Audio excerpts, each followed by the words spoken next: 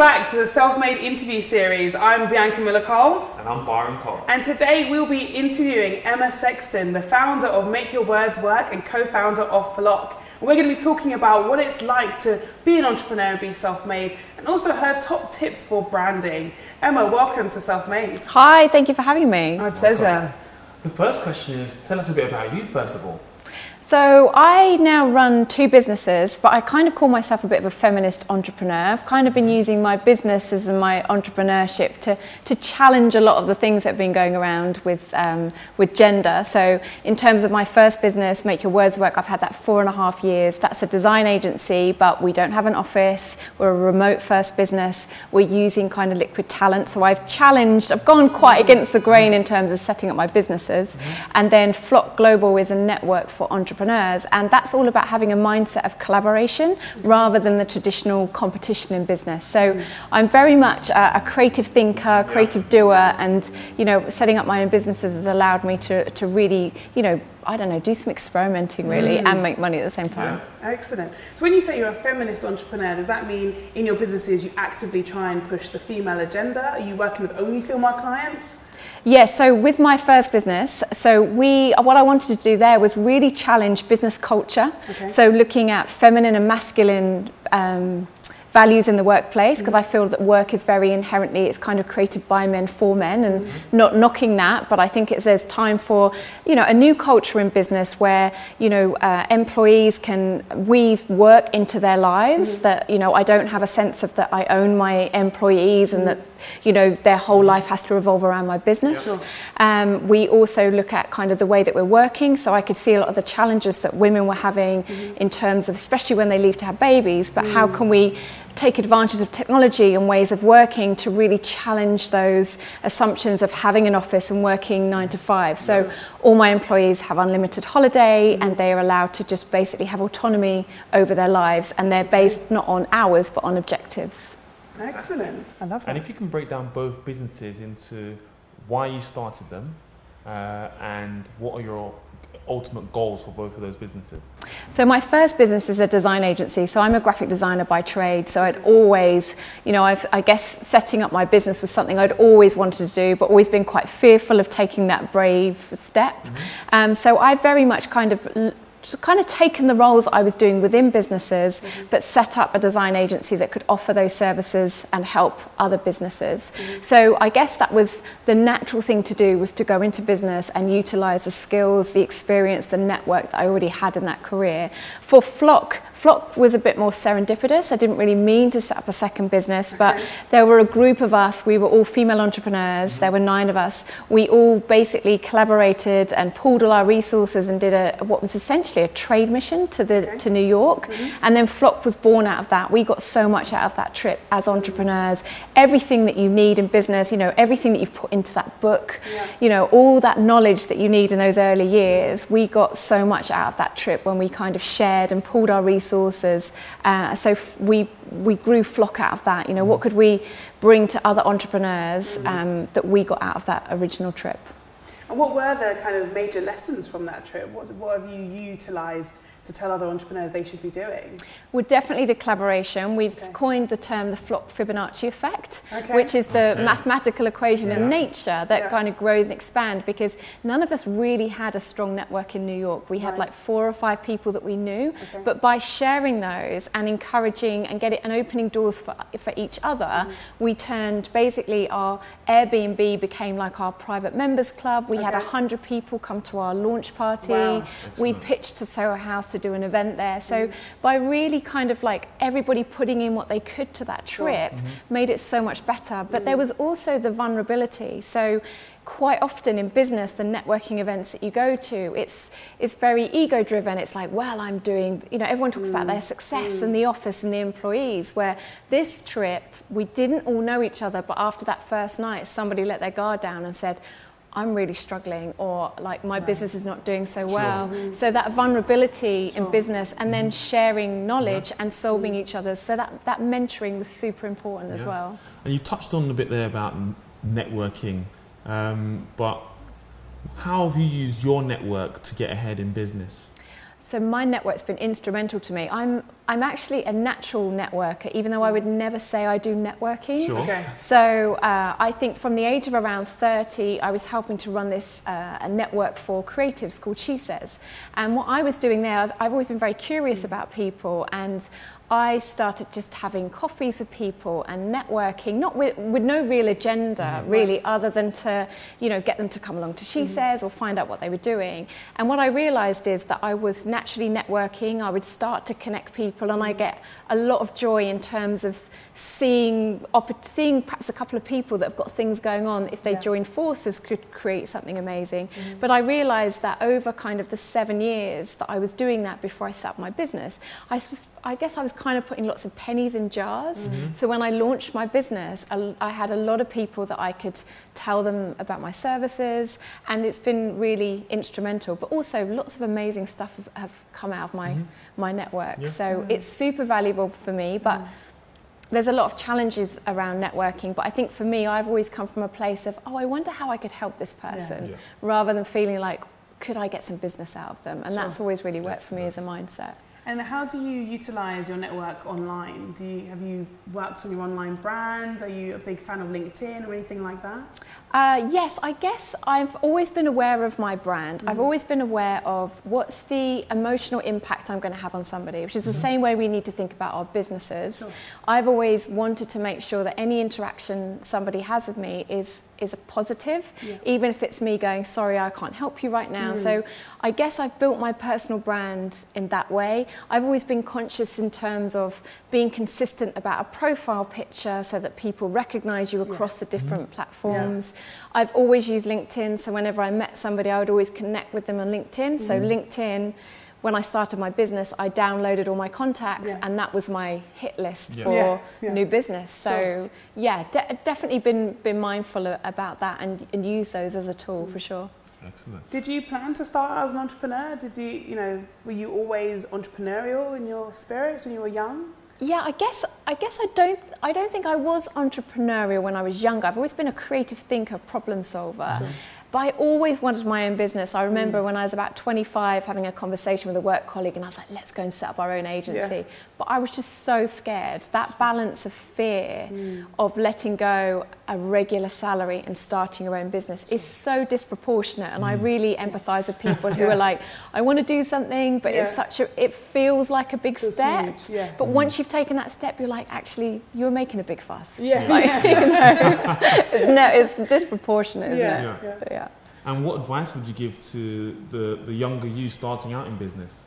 I definitely would say I could have started at least 10 years earlier than I could. Really? Excellent. Because I think with entrepreneurship, a lot of it is getting started. And I think you can do a lot of things to kind of protect yourself, and you want it to be perfect, and you think that your idea isn't quite right, or you just haven't got things the way other businesses have. But I think what I've learned now is that you have to start, and what I went out with in my first year, I would never go out with now. But I could never have got to where I was now if I hadn't have started. So, you really do have to build a business, and then once you've built the bits, then it's about crafting, and you just get better and better as an entrepreneur. So if I'd have started 10 years earlier, I wonder where I would be now. So definitely could have started that way earlier. So obviously you have a radio show. How did that come about, and why did you decide a radio show was the right way to go? So the radio show is really interesting. It's come out of the Flock network. Okay. It's come out of a mindset of collaboration and sharing, and how can I create opportunities for you. So myself, Harriet Minter and Natalie Campbell are also on the show. Harriet came on the original Flock trip. Okay. Natalie is one of our 50 founding Flock members. Right. And I was asked to do an event, and I got Harriet to host with the W Hotel, and then out of that came an opportunity for running an event series. And I then introduced Natalie, because Natalie was starting to do some events, and I knew that actually that was a much better alignment for her than it was for anything I was doing. And then Natalie came up with the concept of the Badass Women's Hour, because we really wanted to have the conversations we were having as girlfriends, which was about life, about relationships, but also about entrepreneurship and business and our mindset and, you know, really using those skills to make stuff happen for ourselves and in the world. So we started doing live events, and then we pitched it to a radio channel to do it as a radio show. And so, yes, it's born out of this lovely friendship, and it's the conversations we were all having as entrepreneurs, as friends. So, yeah. And how do you stay motivated? Oh, do you know what? When you're in a place of setting up your own business, I really feel like I've created my own life now. I'm doing the work that I really enjoy, the work that I really want to do. I'm surrounded by the people that I really want to be surrounded by. And I think when I look back at my growth over the past 4.5 years, I'm such a different person now, but in such a better way. Like my fears, my insecurities, every year I get better and better as an entrepreneur. So I think for me, a lot of it is, you know, I'm just enjoying the journey almost, as hard as it is, you know, those tough days that you have. Equally, when you look back and see what you've achieved and also what the opportunity is. So I think there's lots of things that motivate me, actually. Yeah. How do you overcome those obstacles and tough days? Just by taking a really good hard look at myself. So I think that's something that people don't necessarily prepare you for in that first 12 months, is how exposed you feel. You know, for so long I was selling things on behalf of somebody else. So I would present credentials, but it wasn't really my business. So if someone rejected it, they weren't really rejecting me. And you know, you just get used to that. But when I had my own creds with my own business idea, suddenly they were rejecting me. And I realized very quickly in that first year, if I didn't get over my insecurities, if I didn't get over those confidence barriers or those things that I found really difficult, they were stopping me making money. So very quickly I was like, okay, you've got to work on this stuff. So yeah. How did you work on it? Sorry. Did you go to personal training kind of events, personal development events even? Do you do that sort of thing? Yeah, I'm very vocal about mental health, especially in business. And you know, I've had therapists, I've had hypnotherapy. I'm actually a trained coach, business coach. So through that, you do an awful lot of reading. And I think for me, I've always been quite obsessed with psychology. And I think you really need an understanding of people to get on in business. So for me, I guess I've been trying to hack my brain. And now I'm at a point where, like, so rejection, I had to just change the narrative around that. So now I don't see negative feedback as rejection. I see negative feedback as an opportunity for me to step my game up. So it's been, you know, it's been reading a lot of pop psychology. It's definitely going to see therapists. It's talking with friends, you know, having those good friendships who can really call you out on stuff or inspire you. So there's lots of different dimensions, and it's a constant work in progress. Just while you're on the topic of books, what one book has had the biggest impact on your life, and why? So there's a great book by Paul Arden. So Paul Arden is this advertising executive, and there's a lovely book that's still on sale now, and I quite often gift it to people. And it's called "It's Not How Good You Are, It's How Good You Want to Be." And it's quite an easy read, a picture book. But that, to me, I read that when I was 27, and that was a real mindset change for me, a real epiphany when I read that book. Because I think before I'd always been, you know, I haven't got a degree, I did a master's, but later on. So I think I had a lot of insecurities about, I'm not necessarily the smartest person. I'm not necessarily the person that can do that. And reading that book made me go, actually, I've just got to be hungry for it. And so that mindset, I think, is really important for people to go, there's nothing stopping you achieving what you want to achieve, and to learn that. So that was a really big epiphany for me, that book. Excellent. So what advice would you give to our wonderful audience about building a brand? With your experience in a creative agency, you know, a lot of people out there, I think that's one of the things they struggle with the most, is thinking about the creative side of that business, the logo, the website, the look, the feel. Is there any advice you would give them? Yes, I think it's, I mean, obviously I would say this being a designer, but you know, I can use the flock trip as an example. So when we did the flock trip, there were 9 of us, there were 7 businesses. We needed to maximize that trip as much as we could. So one way we did that was we created a brand. So we called it Flock. We had a strap line of, you know, women collaborating in business. We gave it a look and feel. We did invites. So we branded the whole part of the trip. And what that allowed us to do was get cut through in terms of press, because suddenly we had 1 story instead of 9 stories. People then could recognize us across channels when they saw us promoting on our social media, when they got an invite in their inbox. It's about your brand is basically the experience or quite an early experience that people have with you. So when you're building your brand in business, how you look is really important, and people will make assumptions about you based on how you look. It's just what we do as humans. But as an entrepreneur, especially in those early days, you can really play that to your advantage. So if you're a one-person business with ambitions to be an agency, start looking like that now. You know, get that, invest in that professional designer. Think about your brand as an expression of the personality of your business. So I think with entrepreneurs, they really need to get really clear on, if my business was a person, what would it be? What would those personalities be? How would it act? How would it talk? And then you use that as your guiding light, and then the look of it becomes one expression of that. So then what you want is a look and feel that aligns to that, that you know your audience will connect with. You want some copy that emulates that personality. So I think that's the thing that people often miss. Think about your brand as a person, and just as a way, as individuals, we think about how we look and what our personal brand is. That's what you need to do for your business. Absolutely. And what are the biggest sacrifices you've made as an entrepreneur? I guess money, in terms of, you know, yes, I've made money, but equally I've had days where I've had to put money back into the business, you know, when you have those sort of challenging months. I think definitely time. You have this, you know, illusion of, oh, you know, I can work my own hours and I can go on holiday and but actually you work much harder, but it's a different work. It's a different work to when you're working for somebody else. But I would, do you know what, but in a way none of it feels like a sacrifice, because I genuinely feel like I'm on this incredible adventure, and that's the only way I can describe it. So they don't really feel like sacrifices. They feel like part of the journey, part of the learning, and I don't ever feel like I've sacrificed anything. So, yeah. Excellent. What's next for you? What's next for me? Well, my ultimate goal is to make £1 million. I don't know why. It's on all my little passwords, everything, £1 million. I don't know why. I want to make £1 million. Why don't you know why?